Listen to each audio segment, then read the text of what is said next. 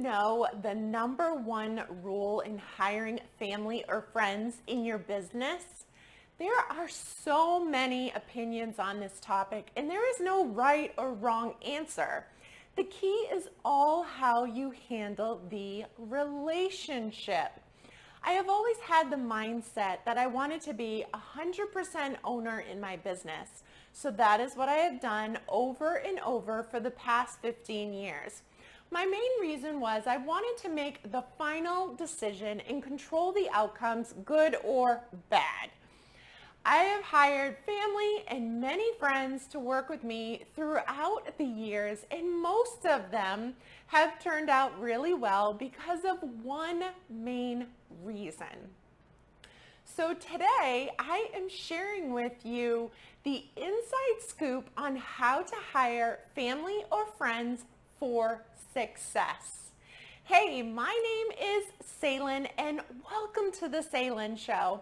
I like to call myself the fun business coach because I help women entrepreneurs implement sustainable business strategies so you can have fun and make a ton.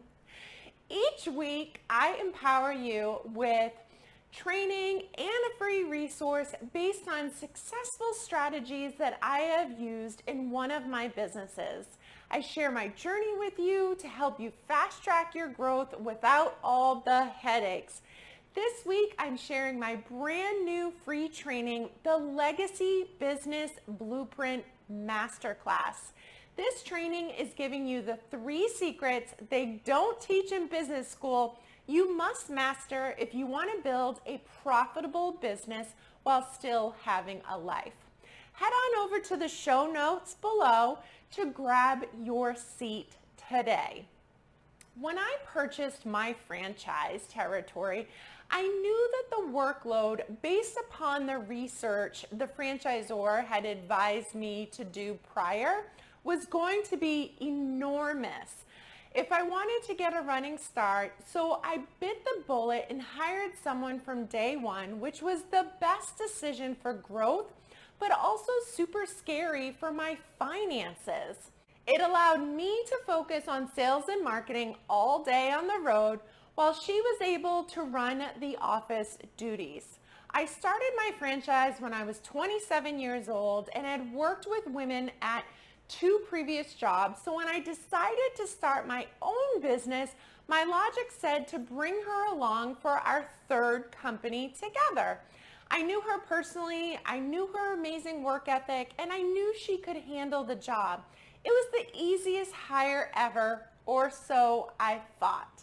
She was phenomenal at her job and really had my best interests at heart in all the things she did, which was comforting when you were not in the office during the day.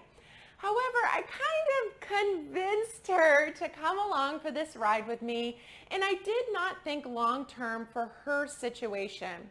She was commuting about 90 to 120 minutes each way, and that took a toll on her personally and professionally, which led to her resigning about 8 months in, which was very hard on me.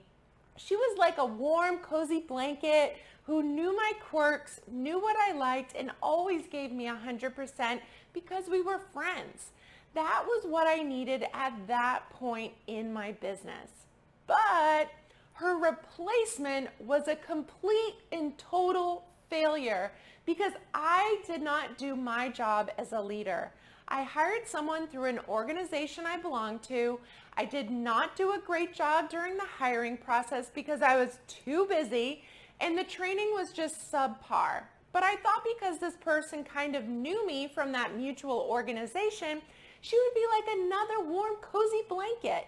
But oh, was I wrong. Just because someone knows you does not mean that they will have your best interest at heart. As this hire was imploding, my mother came into the business to handle my human resources needs and quickly let me know I had screwed up royally and now needed to fix it, which I did very quickly by ending that employment agreement. Remember I said how I always enjoyed being the sole owner? Well, that means you must step up when you make the mistakes and fix them. Luckily for me, my mother had the HR experience I needed in running a successful business and showed me how to hire friends and family the right way. Between her and I, during the 10 years in business, we hired another family member who was my dad, and we both hired some of our friends who turned out to be some of my best team members. So you might be wondering what it takes for the relationship to succeed in business. Here are the key strategies you need to follow. Number one, set the stage right from the beginning. If you're the one who's approaching them about an opening, let them know they'll need to go through the same process as any other applicant who applies. Number two, set boundaries. When you're working together in business, it is a business relationship. When you're out on Friday girls' night, it's a friend relationship. Number three, treat them the same. When you're working together, you need to pay special attention to treat them as you would the rest of your team. For example, this may sound totally weird, but when my mother and I were working, I called her Alice, but at home she was always Mom. I was so strict on this that I had team members who never even knew we were related. Number four, be prepared to handle the tough talks. Sure, it's easy to tell a team member who's your mother or best friend how awesome they're doing, but it sure can get hard when you have to let them know they need improvement in a specific area. My mantra with all team members was it was my job as the leader to do what was best for the entire organization and not just for one member. So you had to have those tough talks at times. And finally, number five, don't talk shop after hours. If you're out with your spouse, significant other, family, friends, and enjoying non-work time, don't talk shop. This would drive my dad crazy when my mom and I would do this, so I would try and limit it at all costs. We all need a break from business. In summary, I have found great success in hiring family and friends throughout the past 15 years, but it takes boundaries. You must set them and honor them. As a leader, it's easy to shy away from accepting help in your business, but if you want to build a business that will last for the long term, you must grow your team. Hiring someone you know can be a huge benefit to your business. Just make sure they're the best fit for the job, and you're not just hiring them out of laziness or fear of doing it alone. Again, I have empowered you with my free masterclass training, The Legacy Business Blueprint. I am sharing a behind-the-scenes look into building a successful and profitable business that allows you to have a life.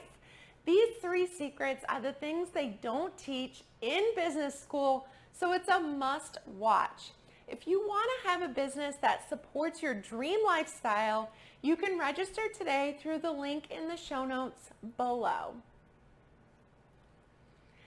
And that's a wrap on this week's episode. I have another video that I know you will find value in right here, but don't forget to subscribe to my channel before you go so you can get notified of weekly episodes, and remember to live this one life you were given.